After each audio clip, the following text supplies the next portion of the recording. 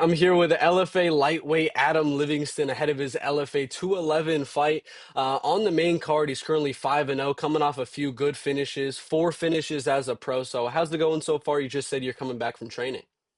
Yeah, everything's going well. Got a nice long training camp in for this fight. I kind of knew the date, just didn't have an opponent. So until about 7 weeks out, so I had like a nice almost 10 weeks of preparing for this date. So feeling good, feeling ready. It's been a little bit. I want to be a little more active, but I had some injuries and stuff I need to deal with. But I'm coming full steam ahead, so I'm excited. Yeah, and you said obviously this is a little bit of a longer training camp for you. What is the ideal timeline you'd like to have for your preparation for your fights? Yeah, usually 8 weeks is like perfect time, not too long, not too short.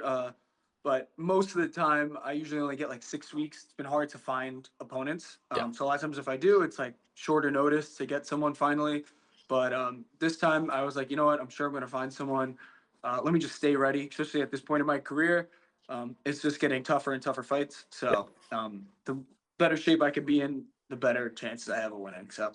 Yeah, definitely agree. And I want to ask, because a lot of guys on the come up, of course, if you're in an LFA card, they're usually just seeing that main event. They don't get a lot of spotlight on the lower main card fight or some of the prelim fighters. You're not in a co-main or main event just yet. So for all the LFA fans, maybe considering buying a ticket for LFA 211, what's your pitch to them to make them want to see you fight on June 20th?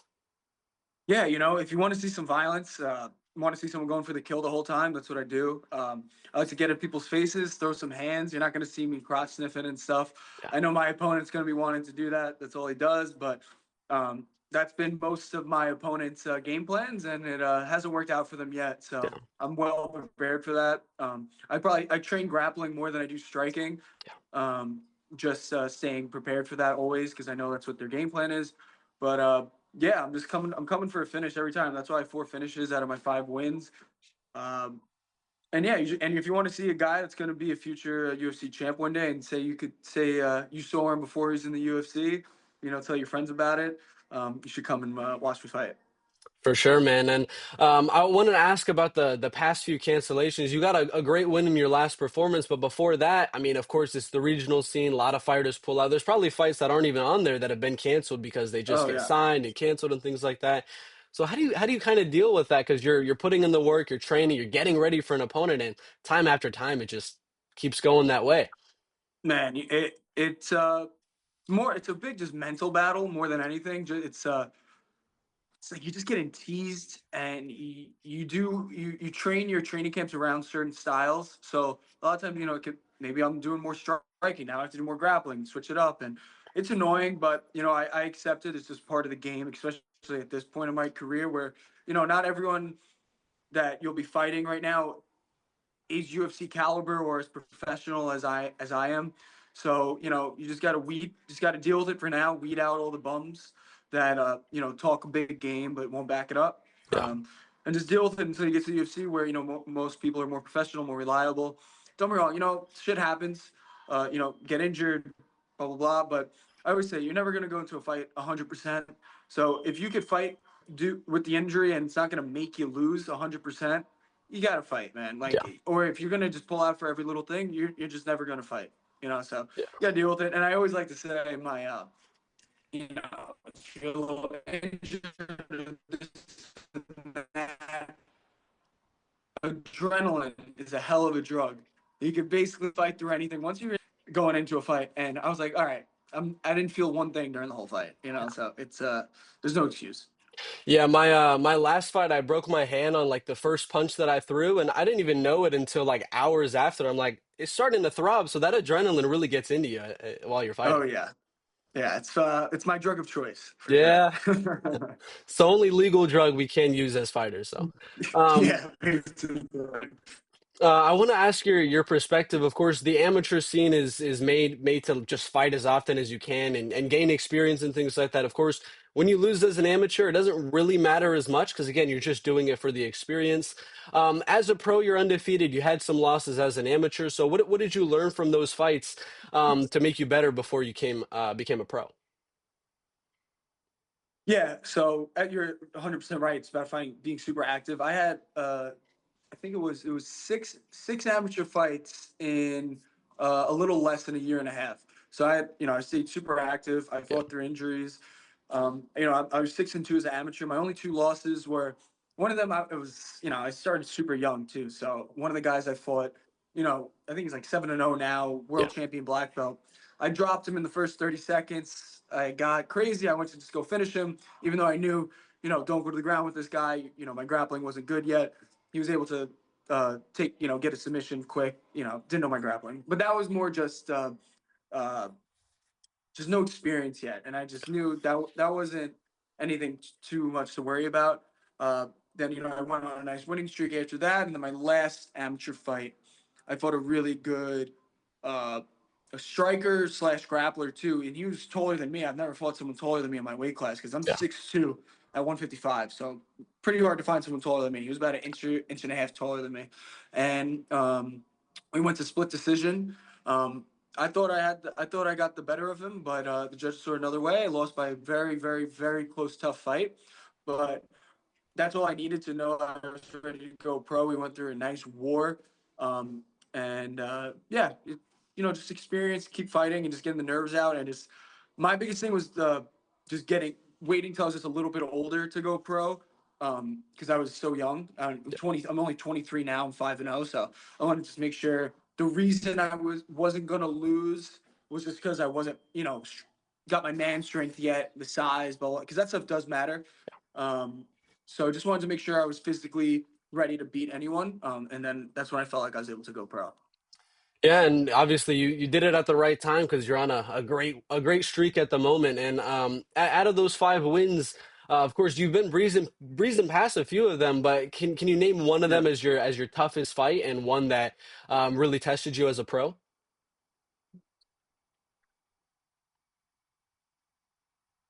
They all, you know what? They all tested me in certain different aspects. I remember I fought this guy Clint. Uh, it was a fun fight. He's a short, stocky guy. He kind of reminds me of the guy I'm about to fight for June 20th in a certain way. But he was a game opponent. Didn't have much experience as a pro, but a lot of experience as an amateur. Short, stocky, strong guy, and um, you know he never been finished before, and just knowing he was going to be tough and could have been. It was a 5-round fight too.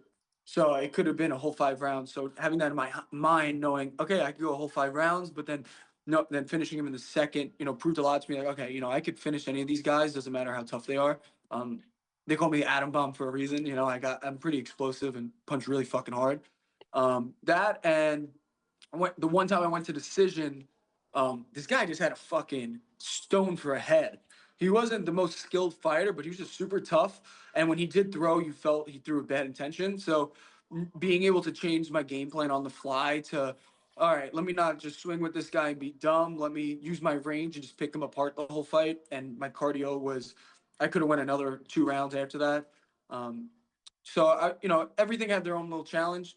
Uh, and then my last fight for LFA, he took me down in the beginning 2 times real quick. I popped right back up and then dropped him with a jab and finished him. So just everything, just being versatile with all these different guys. Doesn't matter if they're a striker or grappler. Everyone's gonna have their own challenges. So I'm ready for the next one, June 20th. See what he brings. I know what he's gonna bring. He's gonna fucking just, try to grapple me the whole time. But Yeah. it only lasts so long. Yeah, so I'm obviously gathering that you're probably going to go out there and shoot for that knockout on this Canadian prospect over here, Luke Roberts. He's another guy you're talking about. A lot of guys that have good chins, never been finished. Luke Mhm. Roberts is another one of those guys. So, of course, how do you kind of see this one playing out? Like you said, he's probably going to shoot a lot in this matchup. But do you expect an early finish? You expect this guy to weather the early storm, and you catch him late? What's the thought going into this one? Yeah, with a guy like that, because I'll give him respect. He's definitely a tough guy. He's fought some pretty good opponents, good record.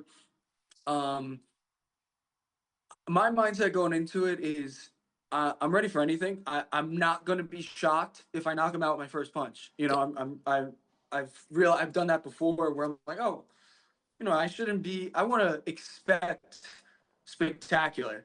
I expect that stuff now. But then I also have my mindset where I go to a dark place where I'm like, all right, I'm ready for a 3 round bloody war, winning by decision. I don't care as long as my hands raised and I fought as hard as I can. But I could even see him getting sloppy after my cardio is great. He's good conditioning. He's getting a little sloppy on some shots, and I sub him. I have really good jujitsu. I'm a purple belt in jujitsu. He's a black belt, but I've been doing jujitsu now for 7 years. I just have, I have tough coaches with, you really earn your black belt when you get it.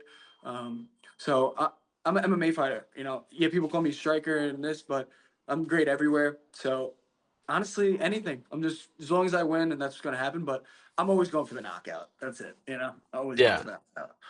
And of course, you were talking about one of your earlier fights, which was a 5 rounder, like a longer fight.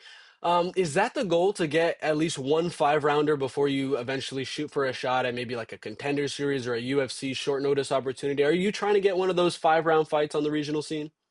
Well, I would love to be booked for a 5 round fight, but no, but I'd rather finish it in 30 seconds. Yeah. I don't mind preparing for a 5 round fight in the gym and saving that damage for maybe a UFC 5 round title fight. We're on the regional scene. You don't get paid much. You don't get much notoriety. I'll save my brain cells for the 5 round war when we're in the UFC, and just make these fights as quick as possible as of right now. So just keep getting the wins in, and hopefully maybe Dana White Contender Series sooner than later. I'll be 6-0 after this fight with 5 finishes, hopefully. And I'm young. I know they like their young fighters. They're not looking at guys that are in their 30s. They want guys in their young 20s like me. The guy I'm fighting, he's 32. He's about to be 33. He knows he's not going to be in the UFC. He's done. He's doing this as a hobby, or he's delusional. But his ship has sailed. He's 4-1 as 32. I'm 5-0 as 23. We're in different playing fields, and I'm going to show him that. Yeah, man, and there's been a lot of cancellations in the UFC over the past few days, especially in the lightweight division for this weekend and in the welterweight division. That kind of got me curious, as you are a fighter with a completely bigger build than most guys in the lightweight division. If you ever got an offer, maybe you're about to fight in the contender series, so you're getting that camp, but they offer you that short notice fight, which they've done plenty of times last year, where contender series guys got called up on short notice. Would you be at all interested in taking a short notice at welterweight, or are you actually one of those guys that's really tall but still isn't necessarily like going to be a big guy for the welterweight division and still can make lightweight on that short notice? Yeah, that's a good question. It really would have to come down to I would have to be in that moment at that time to make that call to see, okay, was I in training camp? Am I in shape for this fight? Um, if I'm physically in shape and I was training hard for another fight already, absolutely, I'm taking that fight and at 170 because I walk around pretty heavy too. Like I could get to 190 pretty easily if I'm not doing my cardio all the time. So I wouldn't be a small 170er, and I train with guys 170, 185 all the time, and the strength is no problem for me. And my striking, I could strike with I think anyone in the world. So yeah, if it's the right opportunity, and I'm liking my odds.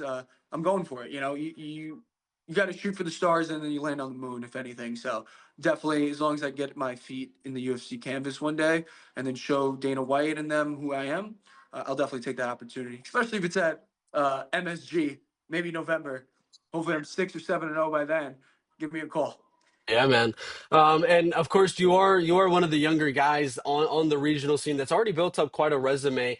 I've seen a lot of guys join the UFC in the lightweight division. Some bigger guys like yourself, Joel Alvarez, Islam Makhachev, that are cutting from that 190, 195 kind of range to make lightweight. Because you are so young, is there a plan for you to stay at lightweight for however long and then move up to welterweight? Or are you planning to stay at lightweight for the remainder of your professional mixed martial arts career? Yeah, so yeah, I have put a lot of thought into this. So I am just going to listen to my body as best as I can. I will stay at lightweight as long as I can, making weight healthy. As soon as I know I can't make that 55 healthy, or it's taking away from my training, and I'm more focusing on my calories to the and my cardio more than my actual MMA training, it's time to move up to 70. But the main goal, honestly, at the end of the day is, I'm young enough, win that 155-pound lightweight title, to move up to 170 and win that title. That's the goal. And honestly, I have the frame and body type where I can move up to 185 and do pretty well. If I took some time off and put some little more muscle on, I'm 6'2". I'm still taller than most guys at 185. So I have a lot of room, a lot of wiggle room. First triple champion in the UFC. Yeah, hey man, never know. Yeah. Do you have any fighters? Of course, there's a long list of great lightweight fighters. You got BJ Penn, Islam Makhachev, Khabib, all of them. A lot of them are more grappling based, but is there any lightweight that you kind of look up to at the moment or in the past? I gotta say, I think most people too. I'm on my Ilya Taporia hype train right now. I love his crisp boxing. He's showing people, you know, you got to have these good long combos. He has the power, and he's well rounded. But he's a guy that likes to put on a show for the fans. Where he could have beat most of these guys that he's fought in grappling, but he starts to knock them out. I'm that type of guy too, where if my game plan was to go take someone down and submit them, I could fucking do it. It's just no one wants to watch that shit. Those aren't the people that get paid the big money. Those aren't the people that get signed to the UFC earlier on. So I'm doing what I got to do to just get signed to the UFC, make the money, be entertaining, and then it comes down to where hey, I find someone that has matched my skill with the striking. Damn right, I'm gonna take his ass down and grapple him, choke him out, do whatever I got to do. But yeah, Ilya Taporia for lightweight. But besides lightweight, I got my favorite fighter always was John Jones. He's the goat. So Yeah. him and Ilya are the two guys I look up to. Yeah, man. I mean, those are legends right there. Ilya's career is so short, but he's already kind of a legend, taking out Holloway, Volkanovski, moving up Yeah, to lightweight. He's already done so much in such a short span, which is very possible for your career as well. I yeah. want to ask if you could right now snap your fingers and you're in a main event in MSG versus any lightweight on the planet, current or past. Who would you fight, and how do you see that fight playing out, Current or past? current or past? Fuck, man, you gotta go with Conor McGregor, right? Yeah. Gotta go with Conor McGregor. Fucking knock him the fuck out. Either him or Taporia. I want to fight the best. Either fight the best guy that's there right now, or fight the biggest name, which was Conor. So out of them two, the ones I would pick, and I think I'd be the hometown favorite since it's MSG. Yeah, it is crazy how many like big stars are just in this lightweight division. It's just Yeah, such a stacked weight class. it really is. Yeah. If you come out of your fights healthy, of course, every training camp you're gonna have your bumps and bruises, your broken bones, your soreness and things like that. If you came out of a camp fully healthy, the training camp, the fight and everything like that, what is your ideal return time? And how many fights do you kind of want to have per year on the regional scene as well as once you make it to the big show? Yeah, I always shoot for 4 times a year. That's the goal always. If it's a little less, it sucks. But yeah, the goal is always 4 times a year, regional or UFC. That's always the plan. Give or take one. And we've kind of talked about some of your goals inside of MMA, Contender Series, UFC, champion at lightweight and in the welterweight, possibly the middleweight division as well. What are your goals outside of MMA? Because people obviously have their other hobbies, their other things, their families, their friends, and things like that. Do you have any other goals outside of mixed martial arts? Uh, Outside of mixed martial arts or outside of fighting, I Outside of definitely want. fighting. One day I want to, open up a gym. One day, obviously, I would love to open up a nice gym on Long Island with me. Maybe with the gym I'm with now, Lima. Uh, and yeah, my main goal is I want to build a beautiful family one day. Uh, have a nice house on the water, relax, enjoy time with my family. I got a bunch of little nephews and nieces now, so spending time with them. I love spending time on the water. I'm a big boating guy, so just relaxing, hanging out. My girlfriend, family, uh, and nice dinners and a few drinks. That's my go-to stuff. That's what I like to do. So that's about it. My life, if you're doing this as a professional and taking it serious, I am. You don't have time for hobbies besides other stuff that just relaxes your body and calms down your mind. Because if you're doing this, MMA all every day of the week, the last thing you want to do is play fucking football or play basketball. You want something that's a little easier on your body, relaxing, and good for your mind. Once I'm outside of these gym walls, uh, I like to not think about fighting as much as possible and just uh, think about the other things in life. Those things are important too. Yeah, for sure, man. And my last question for you here is I'm currently 1-0 as an amateur. I'm only 18. I just turned 18, so I got right into my first amateur fight. What would you say as advice for Nice. for amateur fighters coming up? Of course, to stay active, it's just experience in the end. But what advice do you have for them? Yeah, it's a good question. One of the biggest advices I got from my coach that I'll give to you is when I was, in the same ballpark as you. My first MMA fight, I think, was 18 or 19. I did boxing and kickboxing before that, but my first at like 17 and 18 was, my coach sees a lot of guys our age coming in, getting a fight, wanting to do this, wanting to be a fighter, and maybe they'll be there for a year, maybe 2 years, then you'll be gone. You'll disappear. You'll get a job doing that, and I'll be like, oh, I got to do this. I don't got time for fighting anymore. It was fun while it lasted.